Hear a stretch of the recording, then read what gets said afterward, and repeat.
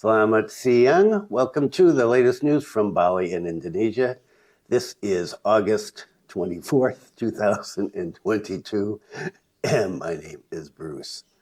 It is a warm morning here today in Singaraja, 29.1 degrees Celsius at 10 o'clock in the morning. The humidity is a low 54%, and the wind speed is 8.4 kilometers per hour and picking up. It is slightly hazy today in Kampung Bugis, but another beautiful day in Bali, and I hope it is beautiful wherever you are too.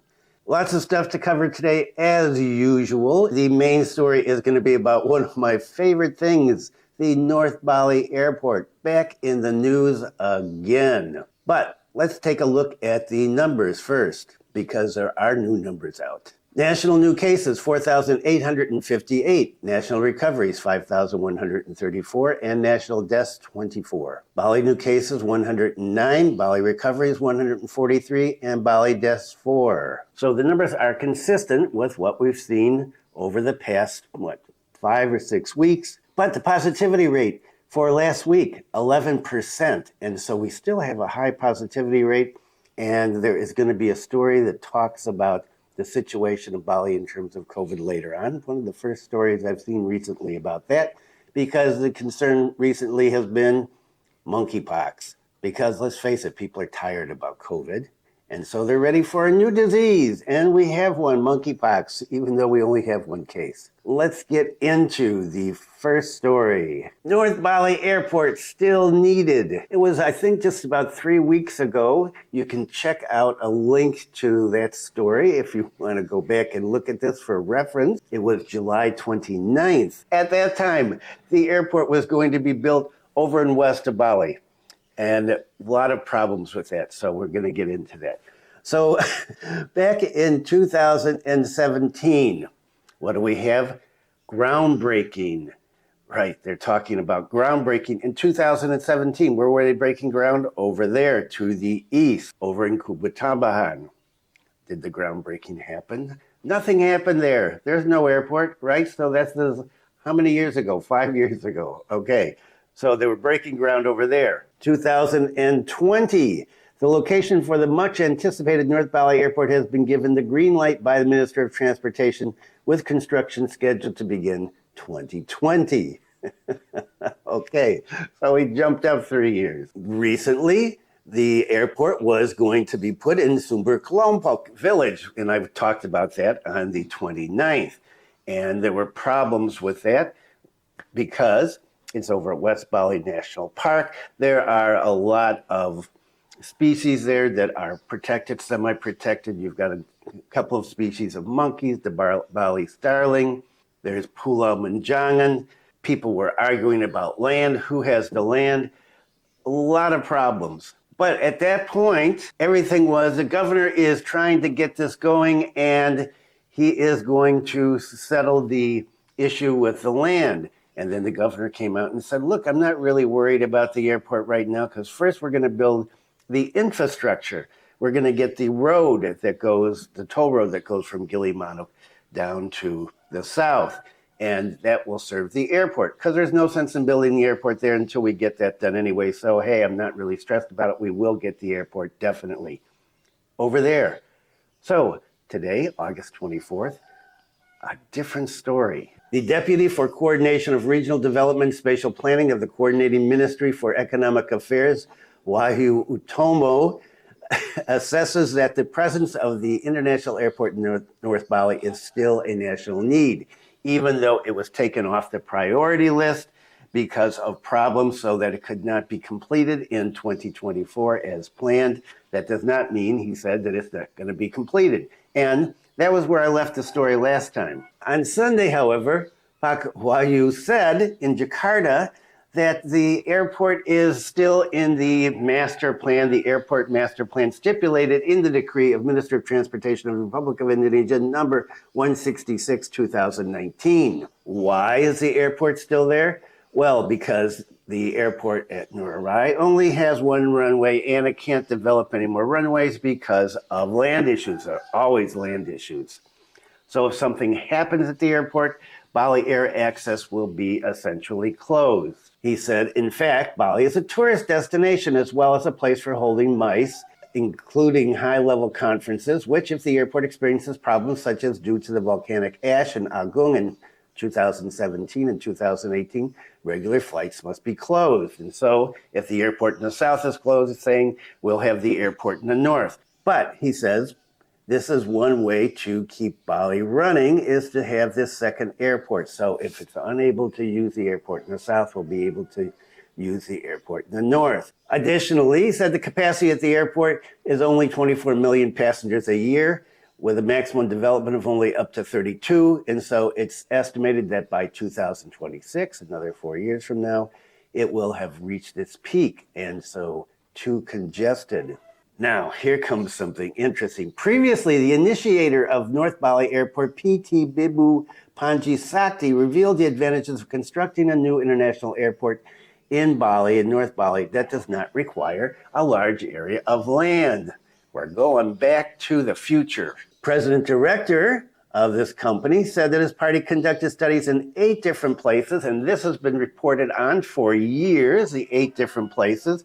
Now, however, saying the results of the location study with the best score were off the coast of Kubu Adan in Bululing, over by Kubu Tambahan. This means that the area is an ideal place for an international airport from various social, economic, technical, and environmental aspects, he said.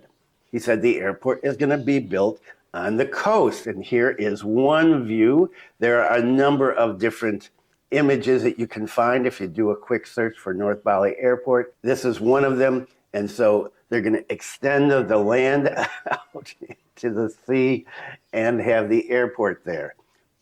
Not too difficult. According to him, the construction of the airport on the coast will not sacrifice productive land, will not take people's residential land, will not displace places of worship, will not sacrifice historical sites in Bululing Regency. These were all reasons originally put forward why they could not build the airport in Kubu Tambahan area.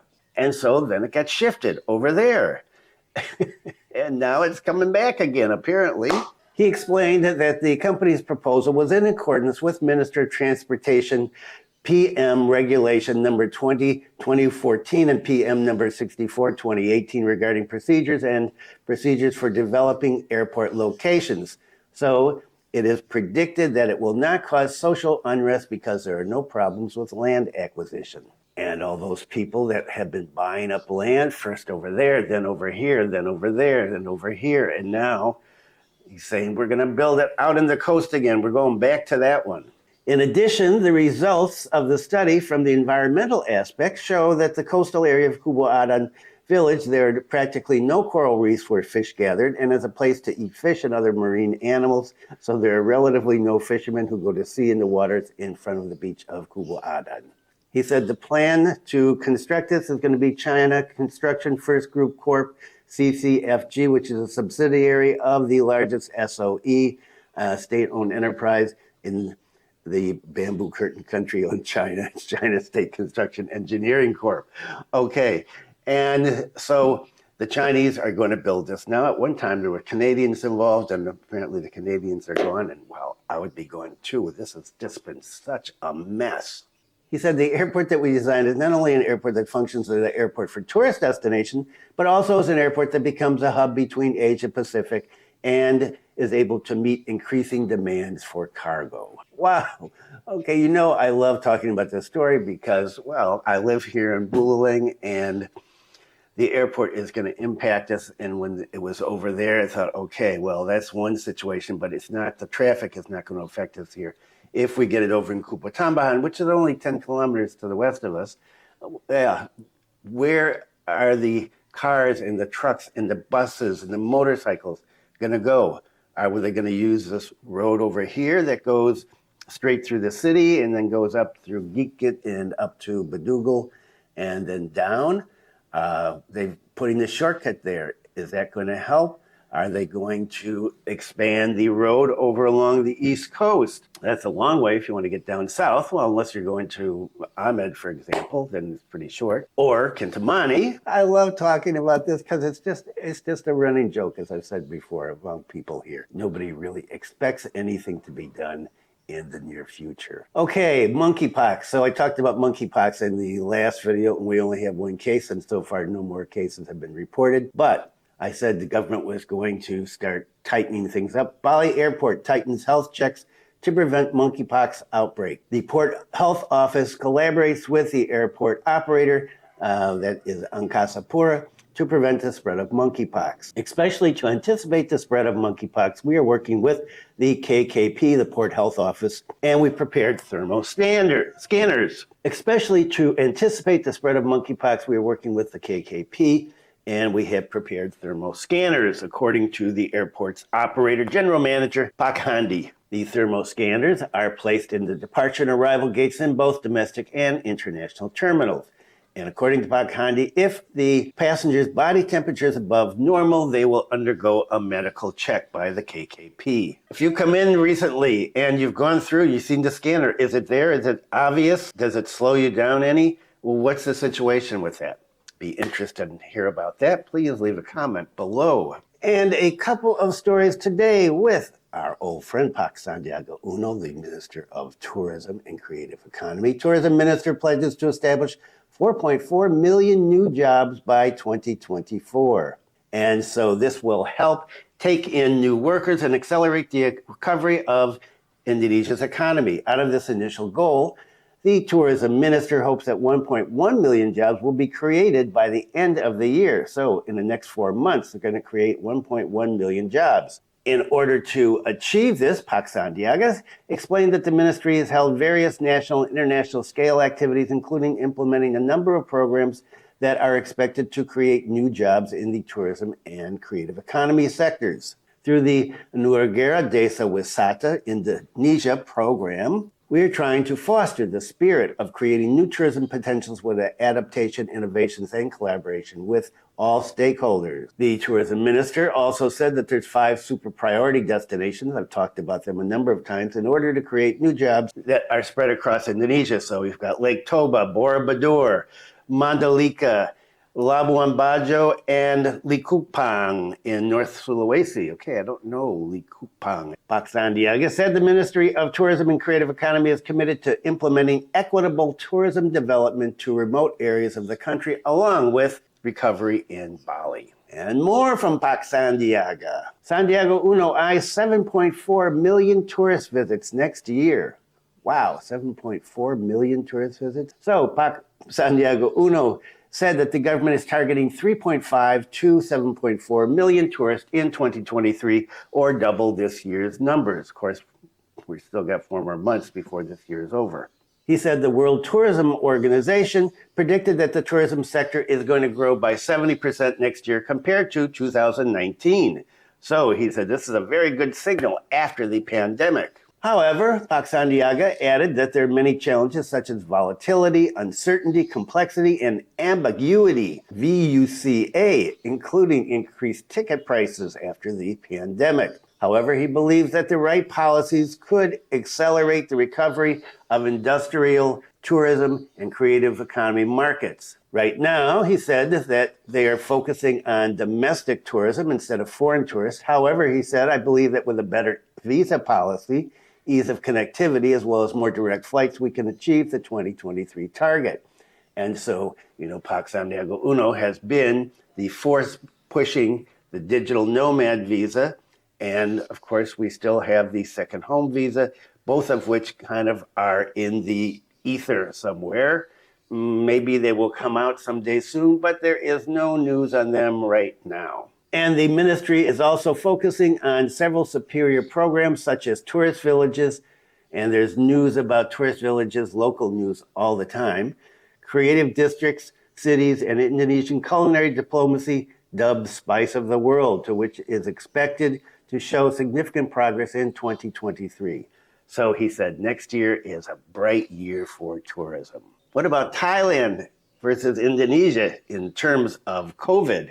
COVID-19, Thailand to declare endemic. Indonesia still sees rising trend. The government of Thailand has announced that it plans to exit COVID-19 pandemic status set by the WHO and declare an endemic in October. According to a public health ministry spokesperson, the decision to declare COVID-19 as an endemic is based on current data of low numbers of severe cases and fatalities. He said the goal is for people to be able to coexist safely with COVID-19 and live normal lives. Meanwhile, the WHO revealed the opposite situation for Indonesia a day before the announcement on last Thursday.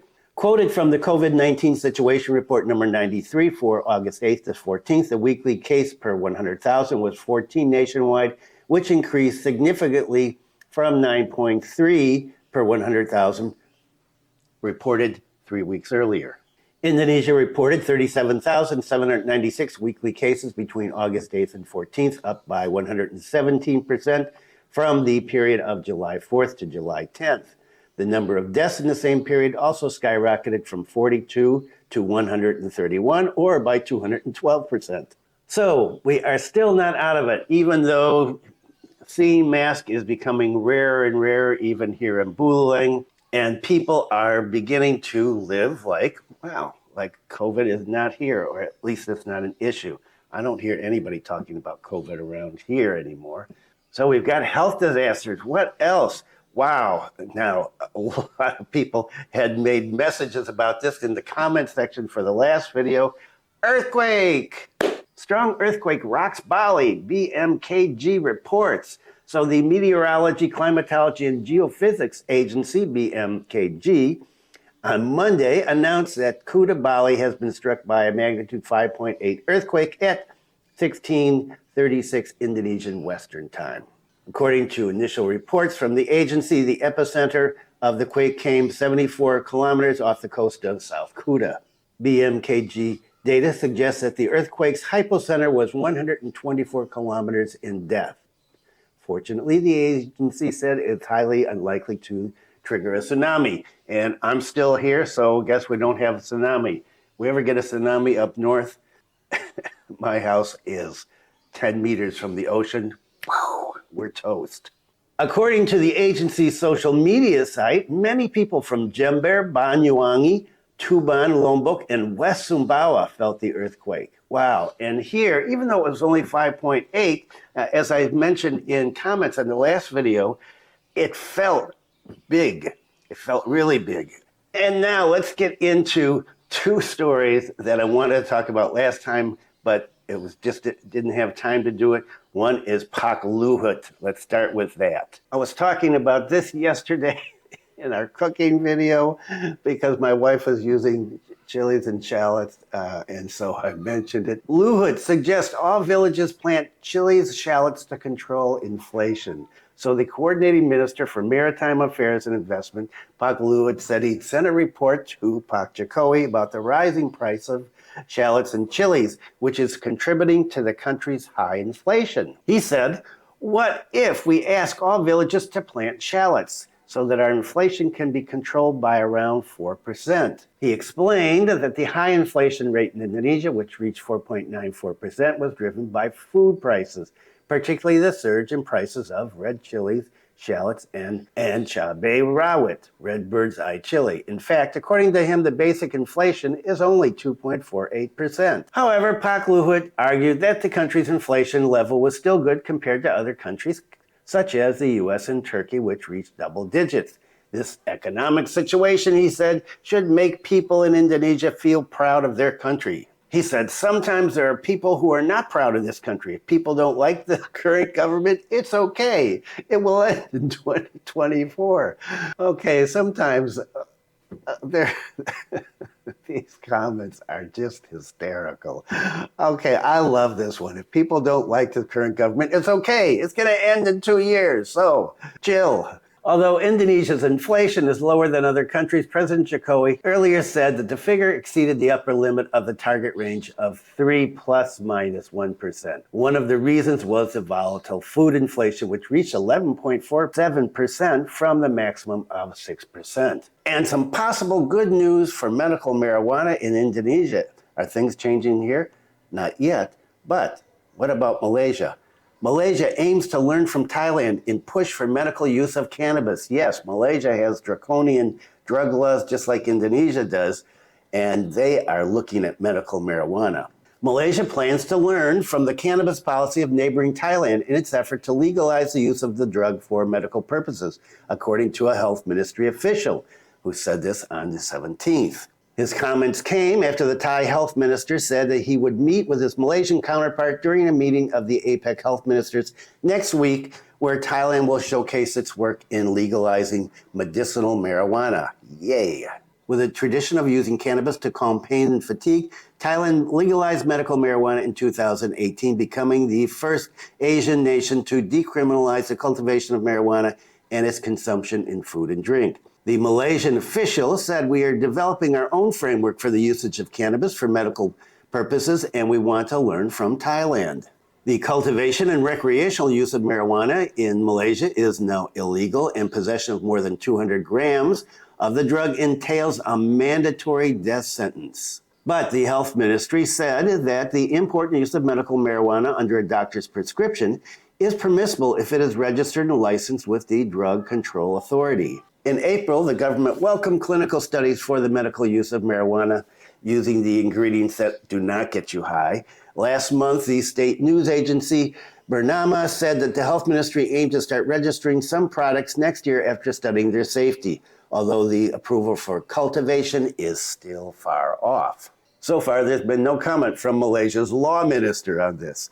The Thai public health minister said the main driver between his country's legalization of cannabis for medical purposes estimates that the industry could be worth more than $3 billion in 5 years.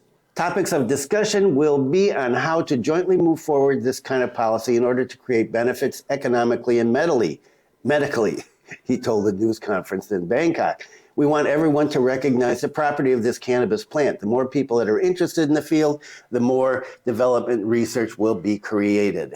Thailand has said its cannabis policy covers medical and health purposes, but not recreational use, although hastily issued laws have created space for such usage. And well, you can look online, and if you've been there, you see that there's places to smoke pot and buy pot all over. And a story just came out. I just read the first couple of paragraphs. Government ministers said they don't like this. They don't like apparently all the tourists wandering around getting high in Bangkok and other places in Thailand. And so we'll have to see what happens with that. But this is good news. Indonesia may look at this and go, Thailand, Malaysia is next. What about Indonesia? There's a lot of money to be made here, and money. Money drives things, okay, and maybe some humanitarian benefits as well. So let's hope that this makes a push for the government to get on the ball with legalizing medical marijuana in Indonesia.